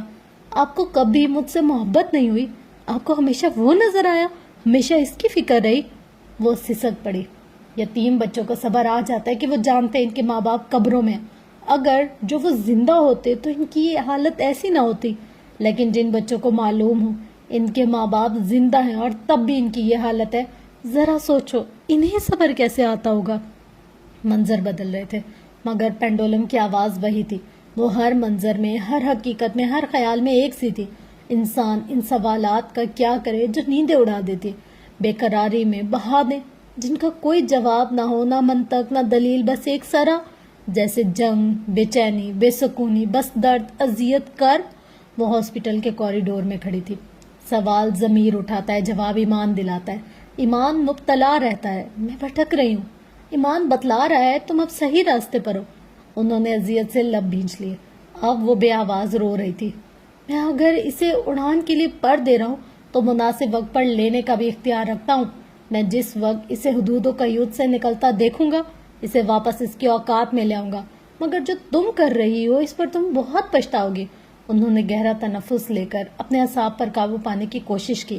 ذہن کو ماضی کی گرفت سے چھڑانا چاہا مگر ناکام رہی. میں کیا ہوں ممی؟ میں کہاں ہوں؟ انہیں لگا وہ ان کے سامنے آن کھڑا ہوا ہے. آنکھوں پر ہاتھ رکھے وہ بے آواز روتی رہی. دیوار گرد کھڑکیوں کے اس پار بارش سے نم ہوتی بوجھل فضا میں کہیں بجلی چمکی تھی. دوسری منزل کے بیڈ روم میں کارپیٹ پر لیٹی نیند کی گہری وادی میں اترتی جنت کمال نے ذرا دیر کے لیے آنکھ کھول کر بند کی. موبائل سائلنٹ پر تھا. اندھیرے میں اسکرین روشن ہو رہی تھی اور اسی روشنی میں سائڈ ٹیبل پر رکھے گلدان میں ٹھہرے پھولوں کی پتیاں ٹوٹ ٹوٹ کر نیچے گر رہی تھی. سارا دن آسمان بادلوں کی لپیٹ میں رہا. موسم طوفانی تھا. وقفے وقفے سے بارش بھی 2-3 بار برس چکی تھی. سیاہ رنگ کی اے لائن قمیض پر ہلکے رنگ کا لمبا اونی سویٹر زیب تن کیے وہ اس وقت کچن میں خانسامہ کے ساتھ رات کے کھانے کی تیاری کر رہی تھی. سرخ متورم آنکھوں میں خاموشی ٹھہری تھی. چہرہ زرد ہو رہا تھا. طبیعت نڈھال لگ رہی تھی. اس کا ذہن الجھا ہوا تھا. وہ کیبنٹ کھولتی تو کچھ لمحوں تک سوچتی رہتی کہ کس لیے کھولا ہے. فریج کے اندر سے جو چیز نکال کر لاتی اس کی ضرورت ہرگز نہ ہوتی، اور جس کی ضرورت ہوتی وہ چیز باوجود تلاش کے اسے نہ ملتی. سارے کام اس سے غلط ہو رہے تھے. مسز شیرازی بالکل سامنے گلاس وال کی طرف رخ کیے بیٹھی تھی، شیشے پر پھسلتے قطروں پر نگاہ جمائے کسی سوچ میں ڈوبی ہوئی تھی. کانوں میں ایئر فونز لگا رکھے تھے. موبائل پر یقیناً وہ کچھ سن رہی تھی اور کافی دیر سے سن رہی تھی. ایک نظر نے ان پر ڈالتے ہوئے وہ آہستہ سے مڑی اور اگلے ہی لمحے اس کا سر چکرا کر گر گیا. اس نے بے ساختہ کاؤنٹر کو تھام کر خود کو گرنے سے بچایا. ملازمہ نے اس کا بازو پکڑ کر اسے سہارا دینے کی کوشش کی. میں ٹھیک ہوں. بازو چھڑاتے ہوئے اس نے دوسرے ہاتھ سے میز کا سہارا لے رکھا تھا. پھر کرسی کھینچ کر بیٹھ گئی. تشویش سے اس کی طرف دیکھتے ہوئے ملازمہ نے تیزی سے پانی کا گلاس اس کو بھر کر دیا. چند گھونٹ بھرنے کے بعد وہ پیشانی مسلنے لگی. سر درد سے پھٹا جا رہا تھا. وہ رات پھر سو نہیں سکی تھی. اوپر سے پریشانی کے باعث بھوک بھی تقریباً ختم ہو چکی تھی. نہ وہ ٹھیک سے ناشتہ کر سکی تھی اور نہ دوپہر کا کھانا کھا سکی تھی، اور جو کھایا تھا وہ زیادہ دیر پیٹ میں ٹھہر نہیں سکا. شدید ڈپریشن اور اینزائٹی میں اس کے ساتھ یہی ہوتا تھا. چند لمحوں تک وہ میز پر سر ڈالے بیٹھی رہی. پھر کسی احساس کے تحت اس نے سر اٹھا کر مسز شیرازی کو دیکھا. سچ شکر کہ وہ اس کی طرف متوجہ نہیں تھی، ورنہ وہ اس کے لیے کتنا پریشان ہو جاتی. گزشتہ رات جو کچھ ہوا اس کا حوالہ اس نے مسز شیرازی کو نہیں دیا. وہ ادینہ زبیر سے متعلق پوچھنے کی ہمت نہیں کر پائی تھی، نہ اس بات کا شکوہ کرنے کی سخت رکھتی تھی کہ یہ بات اس سے کیوں چھپائی گئی. سائرہ خالہ بھی تو اس کی حقیقت چھپا گئی تھی. اس کا ماضی، اس کی پہلی طلاق کی وجہ کچھ بھی تو نہیں بتایا تھا انہوں نے. پھر وہ شکوہ کرتی بھی تو کیسے؟ یکایک مسز شیرازی کا موبائل بج اٹھا. فارس کی کال تھی. وہ ایئرپورٹ سے گھر کی طرف روانہ ہو رہا تھا. اس سے بات کرنے کے بعد مسز شیرازی ایک بار پھر سابقہ کام میں مصروف ہو گئی تھی. وہ صبح سے جانے کیوں کچھ پریشان اور خاموش سی تھی. باہر گھنٹی بجی تھی. انٹر کام پر بات کرنے کے بعد اکثر نے مسز شیرازی کے پاس جا کر انہیں کسی خاتون کی آمد کے بارے میں آگاہی دی. مسز شیرازی پہلے حیران ہوئی، پھر اس بات نے سر ہلا دیا. خان سامہ کو ضروری ہدایت دیتی وہ اٹھ کر لاؤنج کی طرف آنے لگی. اسی اسنا میں صدر دروازہ کھل گیا. ملازمہ کے ہمراہ داخل ہوتے خاتون پر نظر پڑتے جنت اپنی جگہ پتھر ہو گئی. فائزہ چچی، ماہین کی امی، وہ یہاں. اس کا دل رک گیا، سانسیں تھم گئی. گھر میں داخل ہوتے ان کی پہلی نظر جنت پر ہی پڑی تھی. وہ ہزیانی انداز میں چیختے ہوئے اس کی طرف بڑھی تھی. بد دعائیں، دہائیاں، کوسنے دیتے اس پر چلانے لگی. مسز شیرازی کے سامنے وہ اس کے ایک ایک گناہ، ایک ایک غلطی کی پٹاری کھولے اس کی ذات کے پرخچے اڑا رہی تھی. وہ اس پر جھپٹنا چاہتی تھی، اسے جان سے مار ڈالنا چاہتی تھی. یہ تو اقصیٰ ہی تھی جو ایک دم سے اس کے آگے آئی تھی. وہی انہیں پیچھے ہٹاتے ہوئے اسے بچانے کی کوشش کر رہی تھی. اور جنت تو یوں تھی جیسے اس میں جان ہی نہ ہو. میری بچیوں کی خوشیوں کی قاتل، اس نے جادو کروایا، اس نے. جنت کا ذہن معاف ہونے لگا. کان سائیں سائیں کرنے لگے. آسمان پر کہیں بجلی چمکی تھی. بادل بھی گرجے تھے. بارش شدت سے برسنے لگی اور وہ دہشت زدہ سے اپنی جگہ کھڑی رہ گئی. اس کی ہمت نہ ہوئی وہ مسز شیرازی کی طرف دیکھ لیتی. ساری قوت اور سکت جیسے اس کے ایک لمحے میں ختم ہو کر رہ گئی. وہ ان کی آنکھوں میں اپنے لیے حیرت، صدمہ، بے یقینی جیسے تاثرات نہیں دیکھ سکتی تھی. واحد ہستی جن کی وہ نفرت نہیں سہ سکتی تھی. اس نے ایک لمحے کے لیے بھی رخ نہیں بدلا، ایک لمحے کے لیے بھی ان کا چہرہ نہیں دیکھا. آنسوں سے نم آنکھوں کے ساتھ روتی سی سکتی وہ بے اختیاری کے عالم میں صدر دروازہ دھکیلتی باہر نکل گئی. موسم اب بھی طوفانی تھا. بارش اب بھی برس رہی تھی. سپہر کا وقت تھا. کیسے رات کی تاریکی جیسا ہو رہا تھا. بیرونی دروازہ عبور کر کے فٹ پاتھ پر عجلت میں قدم رکھتے ہوئے وہ آگے بڑھ گئی تھی. یہی ایک رشتہ تھا، یہی ایک اعتبار جسے وہ کھونا نہیں چاہتی تھی. یہی ایک بے لوث محبت رہ گئی تھی جس سے وہ محروم نہیں ہونا چاہتی تھی. وہ اس گھر میں ان کی وجہ سے تھی. وہ اس گھر میں ان کی وجہ سے رہنا چاہتی تھی. مگر یہ کیا ہو گیا تھا؟ کیوں ہو گیا تھا؟ اس کا دل شدت غم سے پھٹنے لگا. وہ بے اختیار ہو کر رونے لگی. وہ کہاں جا رہی تھی اسے معلوم نہیں تھا. وہ کہاں چلے جانا چاہتی تھی اسے اندازہ نہ تھا. دماغ مفلوج ہو رہا تھا. سوچنے سمجھنے کی صلاحیت جیسے منقود ہو کر رہ گئی تھی. سڑک کراس کرتے وہ کسی گاڑی کے تلے آتے آتے بچی. پارک کے اس گوشے میں مسجد کی اگلی سائڈی دیوار کے پاس رکتے ہوئے اس کا جی چاہا اب تو وہ چیخ چیخ کر روئے، مگر منہ پر ہاتھ رکھے اپنی چیخوں کا گلا گھونٹتی وہ نیچے بیٹھ گئی. ذہن کی اسکرین پر ماضی کسی فلم کی طرح ابھرنے لگا. مناظر واضح ہونے لگے، زخم ادھڑنے لگے. سانسیں تھم رہی تھی، آواز ڈوبنے کو تھی اور درد تھا کہ بڑھتا ہی جا رہا تھا، بڑھتا ہی جا رہا تھا. وہ ماضی، اس کا ماضی، اس کی غلطیاں، اس کے گناہ، اس کا احتساب. اب کے بجلی لمحے بھر کے لیے چمکی تو دھرتی پر اندھیرا بڑھا گئی. سپہر کا سورج مکمل غروب ہو چکا تھا. بارش ہنزو برس رہی تھی. اس کی زندگی کی دھندلی تصویر میں کچھ اجنبی شناسا چہرے تھے. شناسا اس لیے کہ خونی رشتے تھے اور اجنبی اس لیے کہ اس کی پہچان نہیں رکھتے تھے. امی، ابو اور حسنین. زندگی ان 3 لوگوں سے جڑی تھی مگر ان تینوں سے کٹ کر بھی ختم نہیں ہوئی. حسنین اس کا جڑواں بھائی، 6 بہنوں کے بعد اس کے ساتھ پیدا ہونے والا کمال جنید کا اکلوتا بیٹا، جس کی پیدائش سے نفیسہ اور کمال جنید کی زندگی میں بہانے اتر آئی تھی. ہر وقت تانے اور کوسنے دینے والی دادی کے رویے میں مٹاس گھل گئی تھی. طرح طرح کی باتیں بنانے والے اپنوں اور غیروں کے منہ بھی بند ہو گئے تھے. نفیسہ مطمئن تھی کہ اب دوسری شادی کا موضوع بھی زیر بحث نہیں لایا جائے گا. نہ بیٹیوں کے تانے دیے جائیں گے، نہ کمتر سمجھا جائے گا کہ اب وہ ایک بیٹے کی ماں تھی. اور 7 بیٹیوں کے بعد ایک بیٹے کی ماں ہونا کوئی چھوٹی بات ہرگز نہیں تھی. انہیں اب صرف حسنین یاد تھا. خیال تھا بھی تو صرف اس کا، اور جنت وہاں کہاں جاتی؟ شاید کہیں بھی نہیں. نفیسہ کو تو یاد بھی نہیں تھا کہ انہوں نے حسنین کے ساتھ ایک بیٹی کو بھی جنم دیا. حسنین کا نام تو اسی وقت رکھ دیا گیا تھا، مگر وہ اپنے وجود کی طرح کتنے ہی دنوں بے نام رہی تھی. یہ تو نانا تھے جن کی توجہ اس پر پڑی. نام بھی انہوں نے خود رکھا، اور جانے کیا سوچ کر، کیا سمجھ کر وہ اس کی بڑی بہن حفصہ کو خاص طور پر تاکید کر گئے تھے کہ وہ اس کا خیال رکھے.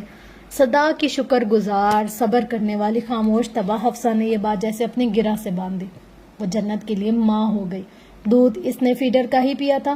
نفیسہ نے اپنا دودھ پلانے سے انکار کر دیا. حسنین کے بعد نہ انہیں اپنا کوئی ہوش رہا، نہ گھر کے کسی فرد کا خیال رہا تھا. اور جنت تو پھر ننھی بچی تھی. اس کی موجودگی کا احساس بھی اس کے رونے کی آواز سے ہوتا تھا. زندگی کے ابتدائی 5 سال اس نے بے فکری کے عالم میں حفصہ کی سنگت میں گزار دیے. ان 5 سالوں میں ایسا کبھی نہیں ہوا کہ ماں باپ یا دادی میں سے کسی نے اسے پیار کیا ہو، یا بلا کر اپنے پاس بٹھایا ہو، کچھ کہا ہو یا پھر سنایا ہو.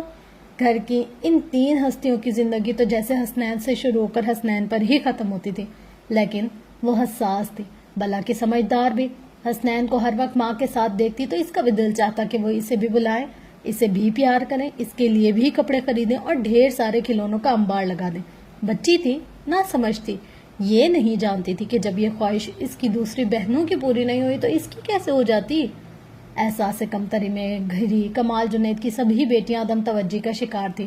ماں ایک عورت ہوتے ہوئے بھی ان کا درد، ان کی اذیت، ان کی شخصیت کے خلا کو پور کرنے سے قاصر تھی. شاید 15 سالوں کی ذہنی اذیت نے انہیں بھی نارمل نہیں رہنے دیا تھا.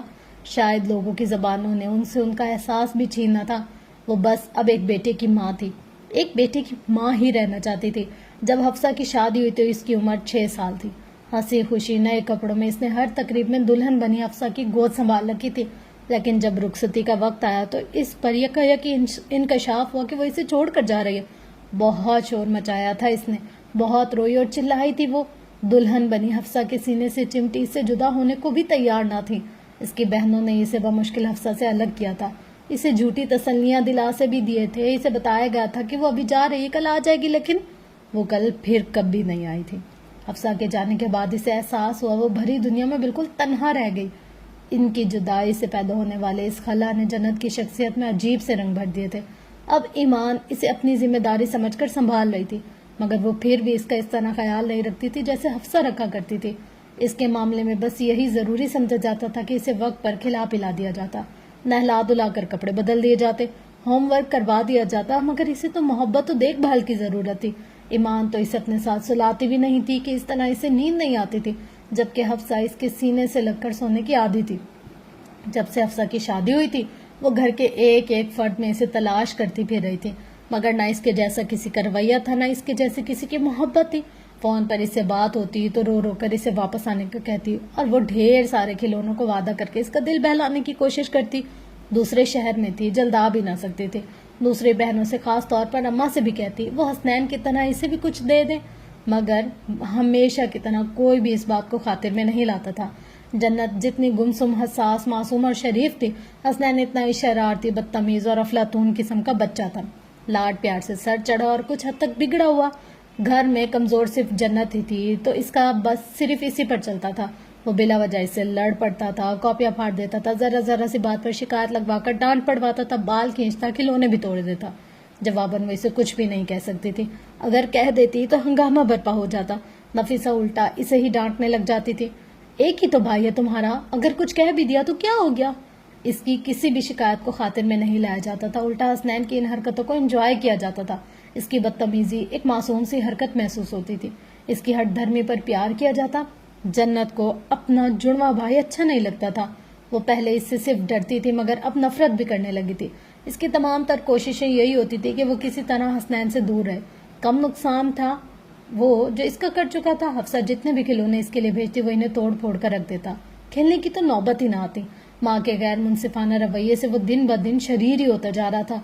दूसरी तरफ 6.5 साल की जन्नत अंदर ही अंदर घुट घुट रही थी, मगर ना किसी को बता सकती थी और ना ही इसकी शिकायत लगा सकती थी, क्योंकि वो 7 बहनों का इकलौता भाई था, नफीसा और कमाल जुनैद का इकलौता बेटा। इसकी हर गलती माफ थी, इसकी हर खता पर दरगुजर, वो जो चाहे कर सकता था, इसे कोई रोक टोक ना थी। इसी लाड प्यार ने इसे इतना बिगाड़ दिया कि वो गुस्से में घर की चीजें भी तोड़ देता, बहनों से उलझ पड़ता। खास तौर पर जन्नत इसके अताब का ज्यादा निशाना बनती थी। इसे वो दिन आज भी याद था जब हफ्सा आपी पूरे 6 माह बाद लाहौर आई थी। इसके लिए गुड़िया और कपड़े भी लाई तो वो हसनैन के लिए भी बहुत खुश थी, मगर हसनैन से तो जैसे इसकी खुशी बर्दाश्त ही नहीं हुई थी। सुनहरे लंबे बालों वाली बारबी हाथों में लिए इस दिन वो बेइंतहा खुश थी।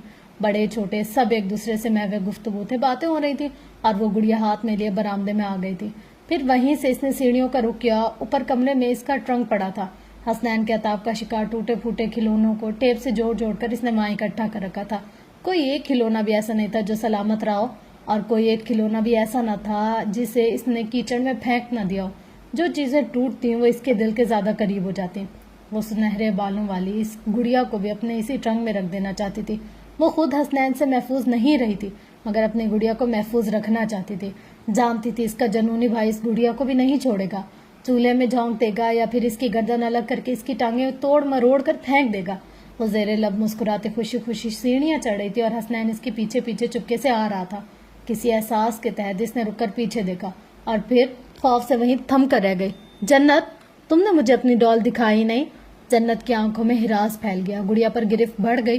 वो सही मायनों में अपने इस जंगली भाई से डरती थी जिसका बस इस पर और इसके मासूम खिलौनों पर चलता था। वो इस लम्हे जब तक छत की सीढ़ियों पर खासी बुलंदी पर इसके हाथ से गुड़िया छीन रहा था, तो इस वक्त इसने शायद जिंदगी में पहली बार हिम्मत दिखाई, अपनी गुड़िया बचाने की कोशिश की थी। इसी खींचातानी के दौरान हसनैन ने गुड़िया को बालों से पकड़कर इस कुव्वत से खींचा कि इसके हलक से चीख निकल गई, ऐसे जैसे सचमुच में हसनैन ने इसके बाल खींच डाले। कुछ ऐसी ही तकलीफ थी जो इसके अंदर उठी थी कि अब गुड़िया का सर हसनैन के पास था और धड़ इसके हाथों में। वो हंस रहा था इस पर, इसकी बेबसी पर, इसका नुकसान करके अब हंस रहा था। फिर वो गुड़िया का धड़ हथियाने के लिए लपका था।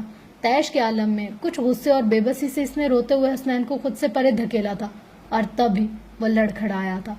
इसकी आंखों के सामने बहुत अचानक, खेल लम्हे का था या फिर लम्हे से भी कम मुद्दत का, ड्राइंग रूम से निकलती नफीसा की आंखों के सामने हसनैन सीढ़ियों पर लड़खड़ाता कच्ची ईंटों के फर्श पर जा गिरा। इसका सर फट गया, खून बहने लगा, आंखें बंद हुई और जिस्म साकित हो गया। नफीसा के हलक से चीख निकल गई और जन्नत टूटी हुई गुड़िया अपने हाथों में लिए खौफ से थर-थर कांपने लग गई। उफ, ये तो कोई अजीब ही कहानी है यार। अल्लाह अल्लाह अल्लाह, उसरी युसरा, मतलब एक लड़की की कहानी, वाकई गम भरी कहानी है ये। उफ उफ उफ उफ उफ। मैं ना तभी समझ गई थी जब उसने कहा कि यार मैं इसको ट्रंक में छुपा देती हूँ। मैंने कहा कि यार इसका भाई आज जाने वाला है।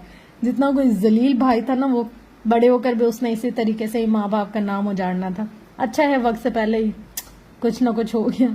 अब ये नहीं पता कि वो मरा था या जिंदा रह गया था। बहरहाल ये थी हमारे आज के एपिसोड, और आपके साथ नई एपिसोड शेयर करते हैं, जल्दी जल्दी करते हैं, ताकि आप लोगों को वेट ना करना पड़े। और आप लोग का फीडबैक, उसकी तो मुझे सबसे ज़्यादा ज़रूरत होती है। अगर आप लोगों ने मुझे अपना फीडबैक नहीं दिया तो मुझे कैसे पता चलेगा कि आपको ये सब कुछ कैसा लगा। तो इंशाल्लाह मिलते हैं नेक्स्ट एपिसोड में। बहुत अच्छा नॉवेल है यार, मेरी सोच से भी ज़्यादा अच्छा। मतलब मैंने इतना अच्छा इसको सोचा नहीं था कि यार इतना अच्छा लिखा होगा, पर काफ़ी अच्छा लिखा हुआ है। तो चलें अब हम इस एपिसोड को यहाँ पर एंड करते हैं और नेक्स्ट एपिसोड का हम लोग स्टार्ट करते हैं। तो तब तक के लिए अपना ख्याल रखिएगा और मुझे अपनी दुआ में बहुत ज़्यादा याद रखिएगा। लव यू ऑल, अल्लाह हाफिज़।